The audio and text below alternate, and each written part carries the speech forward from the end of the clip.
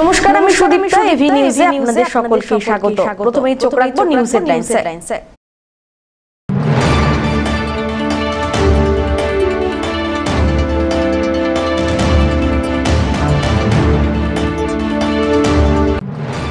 মাদারিহাট বিধানসভা বিজেপির হাত থেকে ছিনিয়ে নিল তৃণমূল। উপনির্বাচনে তৃণমূলের প্রার্থী জয়প্রকাশ টুপ্পো বিপুল ভোটে জয়ী হলেন।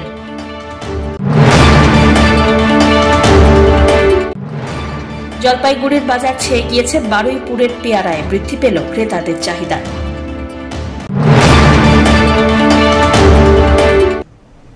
এবার আসছে বিস্তারিত সংবাদে। মাদারিহাট বিধানসভা বিজেপির হাত থেকে ছিনিয়ে নিল তৃণমূল কংগ্রেস। মাদারিহাট বিধানসভা উপনির্বাচনে তৃণমূল কংগ্রেসের প্রার্থী জয়প্রকাশ টুপ্পো বিপুল ভোটে জয়ী হওয়ার পর তৃণমূল কর্মী সমর্থকদের উচ্ছ্বাস পড়ল ফেটে। মাদারিহাট বিধানসভার অন্তর্গত জলপাইগুড়ি জেলার বানারহাট ব্লকের গয়েরকাটা এবং বিন্নাগুড়িতে চলে বিজয় উল্লাস, সবুজ আবির খেলা। একই সঙ্গে ডিজে বাজিয়ে তৃণমূলের বাইক র্যালিও চলে। মাদারিহাট বিধানসভা কেন্দ্র বিজেপির শক্ত ঘাঁটি হিসাবে পরিচিত, আর সেই শক্ত ঘাঁটিতেই তৃণমূলের কাছে ধরাশায়ী বিজেপি। এই আসন থেকে পরপর দুবার জয়ী হয়েছিলেন মনোজ টিগ্গা। দীর্ঘদিন পর আসনে জয়লাভ করায় উচ্ছ্বসিত তৃণমূল কর্মী সমর্থকরা। মাদারিহাট বিধানসভা জুড়ে চলছে তৃণমূলের বিজয় উল্লাস। আমাদের মাননীয় মুখ্যমন্ত্রী, আমাদের সবার আদরের ভালোবাসার শ্রদ্ধা দিদি মমতা বন্দ্যোপাধ্যায়কে শ্রদ্ধা জানিয়ে এবং অভিষেক বন্দ্যোপাধ্যায়কে মনে থেকে আমরা ভালোবাসা আর শুভেচ্ছা জানিয়ে আজকের এই জয় মমতা বন্দ্যোপাধ্যায়ের কাছে আমরা উৎসর্গ করতে পেরেছি মাদারিহাট বিধানসভা, যেটা আজ আমার 28 বছরের রাজনৈতিক জীবনে এই প্রথম মাদারিহাট বিধানসভা জিতলাম। আপনি নিজে এখানকার ভোটার, দীর্ঘদিন এই এলাকাটাকে আপনি তৃণমূলের গড় তৈরি করার জন্য চেষ্টা করেছিলেন, ব্যর্থ হয়েছেন, কিন্তু এত বছর পর এবার পেলেন, কতটা আনন্দিত আপনারা? আমরা সেই আনন্দ বলে বোঝাতে পারবো না।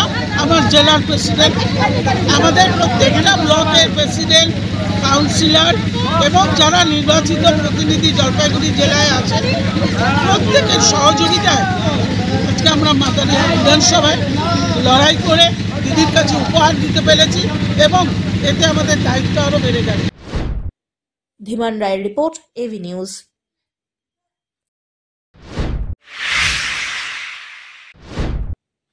আরজিকর কাণ্ডের 100 দিন অতিক্রম করেছে, তারপরে এখনো বিচার পায়নি পরিবার। শনিবার বিচার ব্যবস্থা এবং সিবিআই এর ভূমিকার প্রতিবাদ জানিয়ে অভিনব প্রতিবাদ কর্মসূচির আয়োজন করা হলো। কলকাতায় আরজিকরের ঘটনায় সিবিআই এর ভূমিকা জানতে চেয়ে এবারে পোস্ট কার্ডের মাধ্যমে চিঠি পাঠালো সিবিআই দপ্তরের জলপাইগুড়ি শ্রমিক কর্মচারী শিক্ষকের যুক্ত আন্দোলন কমিটি 12 জুলাই। এদিন বড় পোস্ট অফিসে কমিটির উদ্যোগে প্রতিবাদ জানানো হয়। কেন্দ্র এবং রাজ্য সরকারের ভূমিকা নিয়ে তীব্র ক্ষোভ প্রকাশ করেছেন আন্দোলনকারীরা। এরপরে বড় পোস্ট অফিসের লেটার বক্সে সিবিআই এর উদ্দেশ্যে লেখা চিঠি দেওয়া হয়। এই দিনের প্রতিবাদ কর্মসূচিতে সামিল হয়েছিলেন 12 জুলাই কমিটির নেতা কর্মীরা। 12 জুলাই কমিটির অন্যতম সদস্য বাণীব্রত সাহা কি বললেন, শুনে নিন। যে অভয়ার বিচার 100 দিন অতিক্রান্ত হয়ে গেছে, কিন্তু সেই বিচার এখনও যে গতিতে এগোচ্ছে তাতে এই বিচার প্রকৃত দোষী যারা তারা আদৌ শাস্তি পাবে কিনা এই সংশয় আজকে আমাদের মধ্যে শুধু নয়, গোটা পশ্চিমবাংলার মানুষের মধ্যে এই সংশয় দেখা দিয়েছে। এবং তদন্ত যারা করছেন সিবিআই, তাদের যে ভূমিকা আমরা প্রত্যক্ষ করছি, যে একজন যাকে রাজ্য পুলিশ প্রাথমিকভাবে যাকে গ্রেপ্তার করেছিল তাকেই অভিযুক্ত করে তারা চার্জশিট দিয়েছে এবং তার ট্রায়াল শুরু হয়েছে। যদিও সিবিআই বলছে যে আমাদের তো তদন্ত শেষ হয়নি, কিন্তু আমাদের মনে হচ্ছে কোথাও যে এই ধরনের যে নারকীয় ঘটনা আরজিকরে ঘটেছে সেটা কোনো একজন ব্যক্তির দ্বারা সম্ভব নয়। এটা একটা সংগঠিত অপরাধ। এর পেছনে বহু প্রত্যক্ষ পরোক্ষভাবে প্রভাবশালী মানুষ তারা যুক্ত আছেন। সিবিআই এই কাজটা করার ক্ষেত্রে আমাদের কোথাও মনে হচ্ছে যেন সিবিআই এই কাজটা যত দ্রুততার সঙ্গে সম্পন্ন করার কথা সেটা সিবিআই করছেন না। এখন কেন করছেন না এটা আমাদের সামনে। তাই কি করছেন আপনারা আজকে? কি করছেন আজকে? আমরা যেটা সিদ্ধান্ত নিয়েছি যে আমরা আমাদের কর্মচারী, শিক্ষক, শিক্ষাকর্মী, এদের পরিবার পরিজন আমরা সিবিআইয়ের অধিকর্তার কাছে আমরা চিঠি পাঠাচ্ছি। পোস্টকার্ড কিভাবে পাঠাচ্ছেন? পোস্টকার্ডের মধ্য দিয়ে আমরা চিঠি পাঠাচ্ছি এবং এই চিঠির মধ্যে দিয়ে আমরা সিবিআইয়ের কাছে অনুরোধ করছি যে 100 দিন অতিক্রান্ত হয়ে গেছে, দ্রুততার সঙ্গে তদন্ত শেষ করা এবং এই ঘটনার সঙ্গে প্রত্যক্ষ পরোক্ষভাবে যারা যুক্ত তাদেরকে যাতে এই তদন্তের আওতায় নিয়ে এসে তাদের বিরুদ্ধে যাতে ব্যবস্থা গ্রহণ করা যায় তার উদ্যোগ। ধীমান রায় রিপোর্ট, এভি নিউজ।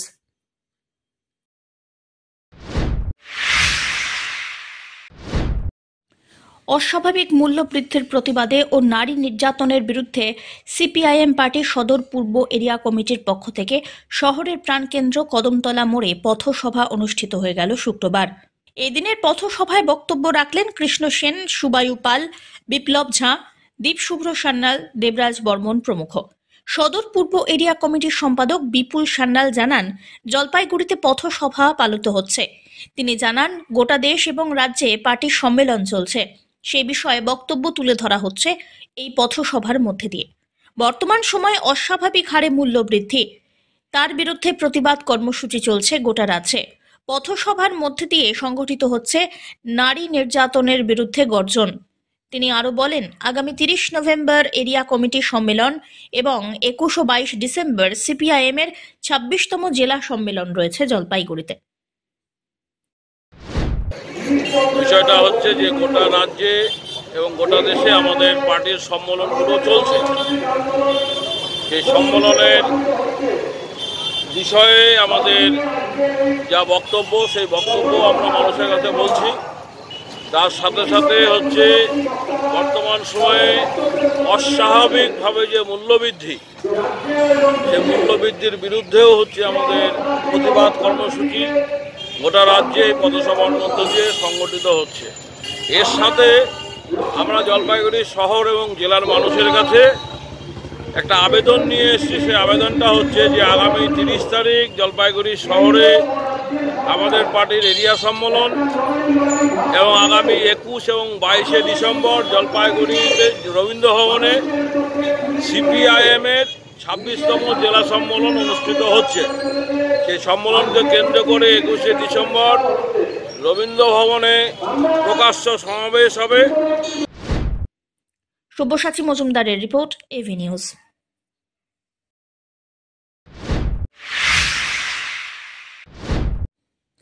শিশুদের নিয়ে প্রকৃতি পাঠ এবং বনভোজন। শনিবার সারদা শিশু তীর্থ বর্জাপাড়া স্কুলের ছাত্রছাত্রীদের নিয়ে প্রকৃতি পাঠের পাশাপাশি বনভোজন অনুষ্ঠিত হল জলপাইগুড়ির বৈকুণ্ঠপুর রাজবাড়ির প্রাঙ্গণে। এদিন স্কুলের অরুণ থেকে প্রথম শ্রেণীর 172 জন ছাত্রছাত্রী এবং শিক্ষক শিক্ষিকার উপস্থিতিতে বনভোজনের আয়োজন করা হয়। দুপুরে খাওয়ার মেনুতে ছিল ফ্রাইড রাইস, ডিমের কষা, আলুর চিপস, চাটনি। সকালের টিফিনে কেক এবং মিষ্টি। সারদা শিশু তীর্থের আচার্য প্রমুখ সঞ্জয় চক্রবর্তী বলেন, পড়াশোনার পাশাপাশি ছাত্রছাত্রীদের মধ্যে প্রকৃতি পাঠ এবং ঐতিহাসিক জায়গার তথ্য সম্পর্কে তাদেরকে অবহিত করা হচ্ছে। শিশুরা খেলাধুলা, কবিতা আবৃত্তি, নাচ গানের মাধ্যমে বনভোজনের আনন্দ উপভোগ করলেন। বজ্রাপাড়ার সারদা শিশু তীর্থ জলপাইগুড়ি আমরা প্রতি বছর প্রকৃতি পাঠ শিবিরের আয়োজন করি। একদম ছোট যে বাচ্চাগুলো রয়েছে, ভাই বোন, অরুণ শ্রেণী থেকে প্রথম শ্রেণী পর্যন্ত। আমরা এবার এসেছি জলপাইগুড়ির প্রাচীনতম জায়গা রাজবাড়ি সংলগ্ন এলাকাতে। আমাদের ভাই বোনেরা, আমাদের আচার্য যারা রয়েছেন, সেবক সেবিকা কার্যালয় প্রমুখ, সকলে মিলে সুন্দরভাবে ভাই বোনদেরকে একটা প্রকৃতিপাঠ শিবিরের ব্যবস্থা করেছেন। তার সাথে আমাদের এইখানে একটু স্বল্পাহার বনভোজনের এবং বিষয় রয়েছে। মানে বাচ্চারা কিরকম, যে মানে স্কুলে গন্ডি বেরিয়ে মুক্ত আকাশে, স্কুলের গন্ডি বেরিয়ে মুক্ত আকাশে প্রকৃতি সম্পর্কে ওয়াকিবহাল হওয়ার জন্য আমাদের দাদা দিদিরা তাদের অক্লান্ত পরিশ্রমের মধ্য দিয়ে এই দিনটি পালিত করছেন। শীতকালের দুপুরে খাওয়ার পর মিঠে রোদ পোহাতে পোহাতে ফল খাওয়ার অভ্যাস থাকে অনেকেরই। ভিটামিন সমৃদ্ধ এই ফলটি খেতে ভালোবাসেন না এমন কাউকে খুঁজে পাওয়া মুশকিল। ফলের মধ্যে অন্যতম জনপ্রিয় একটি ফল, তার নাম পেয়ারা। দাম ও সাধ্যের মধ্যে এর উপকারিতাও বহু। জলপাইগুড়ি শহরের বাজার এখন ছেয়ে গিয়েছে বারুইপুরের পেয়ারায়। দক্ষিণবঙ্গের সুস্বাদু এই পেয়ারার পসরা নিয়ে সারি দিয়ে বসেছেন বিক্রেতারা। একেবারে ডাঁসা পেয়ারা যাকে বলে, যেমন দেখতে সুন্দর তেমনি খেতেও সুস্বাদু। বিক্রেতারা জানাচ্ছেন এই পেয়ারাগুলিতে খুব একটা বীজ নেই, খেতেও বহু স্বাদ। শীতের প্রাককালে জলপাইগুড়ির বাজার কাঁপাচ্ছে বারুইপুরের পেয়ারা। পেয়ারা কিনতে ক্রেতাদের ভিড় যথেষ্ট। বিক্রেতারা জানাচ্ছেন আস্তে আস্তে এই পেয়ারা কেনার হুজুগ বাড়ছে। এবছর একটু আগেই ঢুকেছে এই পেয়ারা, আর যার ঔষধি গুণাগুণ রয়েছে। একটি পেয়ারার ওজন 100 থেকে 200 গ্রাম। বেশ ভালোই বিক্রি হচ্ছে সেগুলি। আশা রাখা যাচ্ছে এবার পেয়ারায় বেশ ভালোই লাভ হবে। জানা গিয়েছে পেয়ারার বহু শারীরিক গুণও রয়েছে। প্রত্যেকদিন একটি করে পেয়ারা মিরাকেলের মতো কাজ করে যে কোনো রোগ প্রতিরোধে। পেয়ারাকে অনেকেই রসিকতা করে গরিবের আপেল বলেন বটে, তবে পেয়ারার গুণাগুণ আপেলের থেকেও অনেক বেশি। পেয়ারায় ক্যালসিয়াম, ফসফরাস ছাড়াও প্রচুর পরিমাণে ভিটামিন সি থাকে, যা মানবদেহের গঠন এবং বৃদ্ধিতে অত্যন্ত প্রয়োজনীয়। পেয়ারা পরিণত হলে কাঁচা এবং পাকা দুভাবেই খাওয়া যায়। টাটকা অবস্থায় পরিপক্ক পেয়ারা দিয়ে স্যালাড, পুডিং প্রভৃতি তৈরিও করা যায়। বারুইপুরে পেয়ারা এনেছেন, এবার কেমন চাহিদা আর কি দামে দিচ্ছেন? এখন বারুইপুরের দাম খুব কমে গেছে, এই জন্য আমরা কম দামে একদম লাগিয়ে দিয়েছি। 50 টাকা কিলো মাত্র। বিক্রি কেমন হচ্ছে? বিক্রি খুব ভালো হচ্ছে। যে আমার ভ্যান ফাঁকা হয়ে গেছে। মূলত আনেন কোথা থেকে আপনারা? আমরা আনি এটা শিলিগুড়ির থেকে। আচ্ছা, এই পেয়ারা কি শীত পড়তে আসে না অন্য সময়? না না, শীত এটা তোমার শীতকালেই এই পেয়ারা চাষ হয় ভালো। কেমন খেতে স্বাদ? স্বাদ ভালোই আছে, খেতে খুব স্বাদ আছে, মিষ্টি আছে। সবসময় কি পান? হ্যাঁ হ্যাঁ, সবসময় পাই। বিশেষ করে শীতকালে পাওয়া যায়? শীতকালে পাওয়া যায়, গরমকালেও পাওয়া যায়, এখন সবসময় পাওয়া যায় জলপাইগুড়িতে। অমিত বণিকের রিপোর্ট, এভি নিউজ।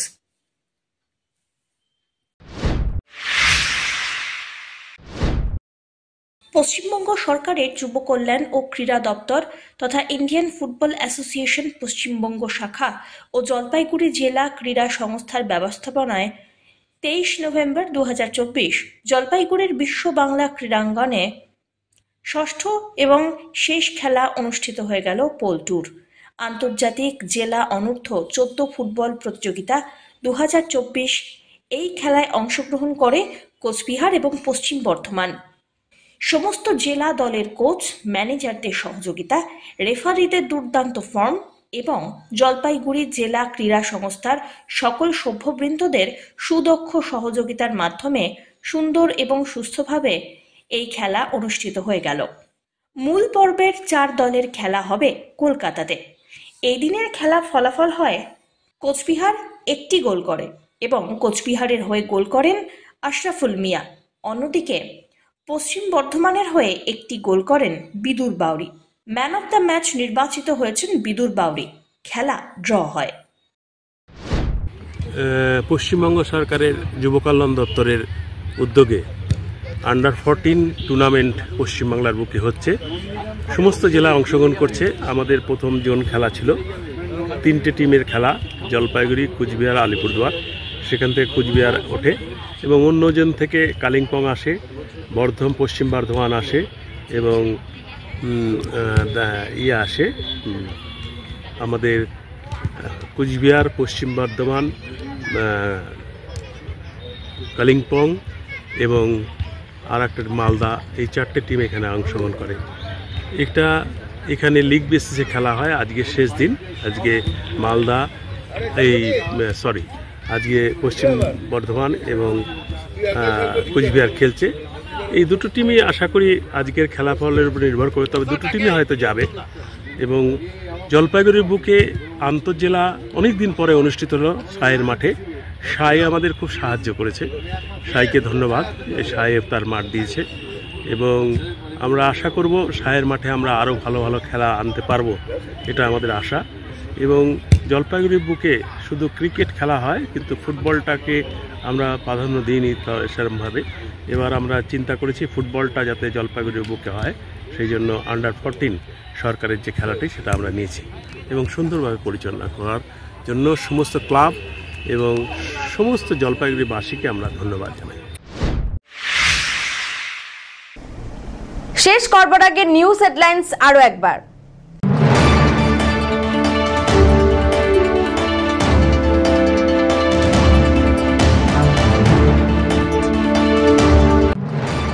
মাদারিহাট বিধানসভা বিজেপির হাত থেকে ছিনিয়ে নিল তৃণমূল। উপনির্বাচনে তৃণমূলের প্রার্থী জয়প্রকাশ টুপ্প বিপুল ভোটে জয়ী হলেন।